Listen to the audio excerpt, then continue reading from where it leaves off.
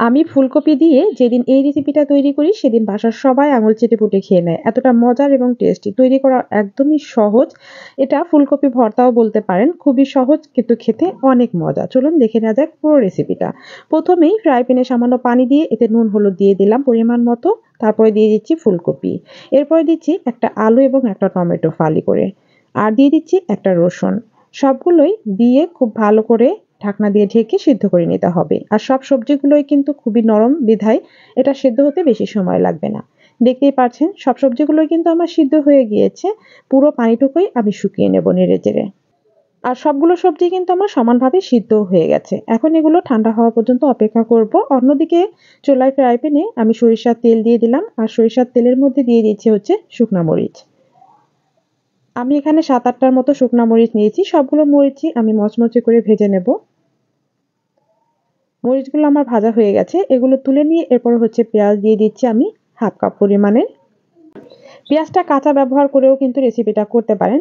তবে কাঁচা পেঁয়াজে আমার কাছে গন্ধ লাগে বিধায় আমি হালকা একটু পেঁয়াজের গন্ধটা দূর করে ভেজে নিচ্ছি। এর মধ্যে দিয়ে দিয়েছি আমি কাঁচা মরিচ কুচি করে।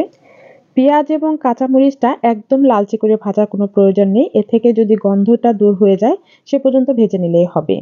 একটা প্লেটে সবগুলো সবজি, পেঁয়াজ, মরিচ সবকিছু নিয়ে নিয়েছি। এখন হচ্ছে লবণ দিয়ে প্রথমেই এই শুকনো মরিচগুলো ভেঙে নেব। শুকনো মরিচ যদি আপনি লবণ দিয়ে ভাঙেন তাহলে দেখবেন খুব দ্রুতই এটা মিহি হয়ে যাবে। আর তার মধ্যে যদি সরিষার তেল দিয়ে নেন তাহলে হাত জ্বালা-পোড়া একদমই করবে না। আর যাদের দেখা গেছে হাত বেশি জ্বালা-পোড়া করে তারা অবশ্যই হ্যান্ড গ্লোভস ব্যবহার করে ভর্তাটা করে নেবেন। মরিচগুলো মচমচে থাকা অবস্থায় ভেঙে নিলে খুব সহজেই এটা মিহি করতে সুবিধা হবে। মরিচগুলো আমার ভাঙা হয়ে গিয়েছে। এরপরে হচ্ছে পেঁয়াজ, মরিচ একসাথে সব মিশিয়ে নিচ্ছি। সবকিছু খুব সুন্দর মতো মাখানো হয়ে গেলে এখন হচ্ছে আমি সবজি দিয়ে খুব ভালো করে মাখিয়ে নেব। আর এই রেসিপিটা করতে কিন্তু খুব বেশি সময় লাগবে না। আপনার হাতে যদি থাকে ১০ মিনিট তার মধ্যেই কিন্তু রেসিপিটা করে নিতে পারেন। কিন্তু খুবই টেস্টি এবং খুবই মজাদার। একবার খেলে এটা বারবার খেতে চাইবেন।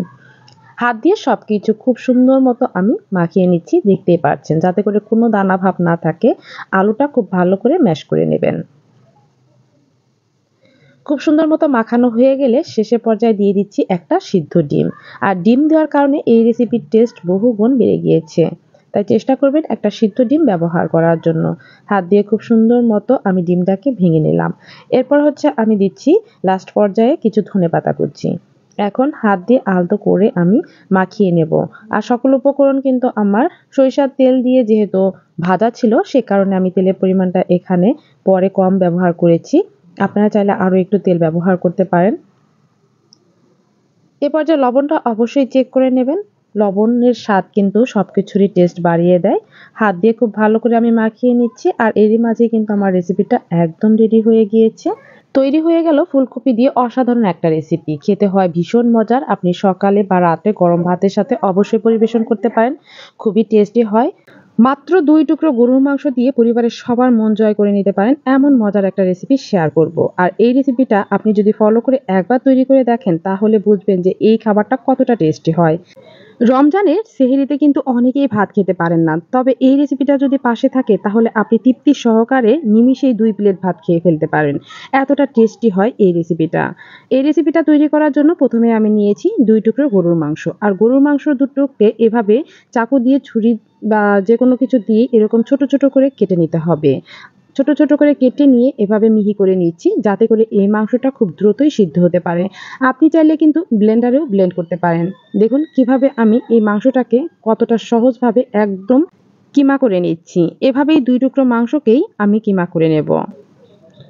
মাংস ২ টুকরোকে কিমা করা হয়ে গিয়েছে। এখন হচ্ছে চুলার উপরে একটা ফ্রাই প্যান বসিয়ে দিয়ে তাতে প্রথমে দিয়ে দিচ্ছি মাংস কিমা করে রাখা।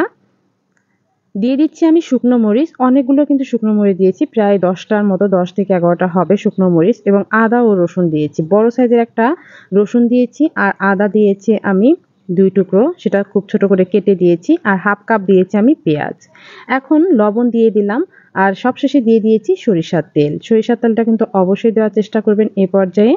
চুলাটা অন করে দিয়ে খুব ভালো করে নেড়েচেড়ে ভেজে দিচ্ছি। একদমই সহজ তৈরি করা, কিন্তু খেতে হয় অসাধারণ।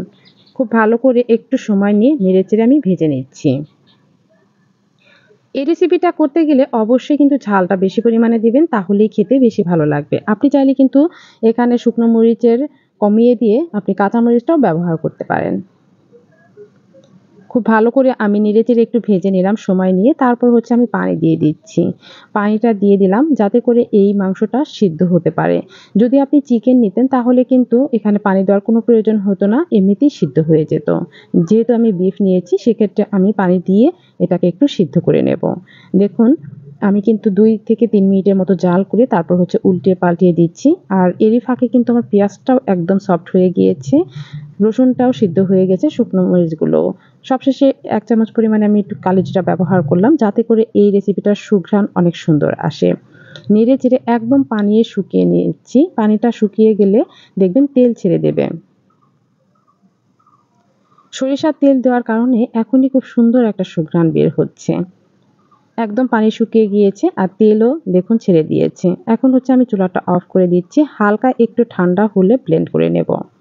ব্লেন্ডার জারে নিয়েছি, এখন হচ্ছে ব্লেন্ড করে নেব। এই যে দেখুন ব্লেন্ড করে নিয়েছি। আপনি চাইলে কিন্তু পাটায়ও বেটে নিতে পারেন। ব্লেন্ড করা হয়ে গিয়েছে আর দেখতেই পাচ্ছেন কতটা টেস্টি হতে পারে। দেখেই বোঝা যাচ্ছে অনেক লোভনীয় হয়েছে। গরুর মাংসের এই রেসিপিটা কেমন লাগলো তা কমেন্টসে জানাবেন। এরকম সহজ সহজ রেসিপি পেতে হলে অবশ্যই লাইক, কমেন্ট, শেয়ার করে পাশেই থাকবেন। আজকে এ পর্যন্তই। আল্লাহ হাফেজ।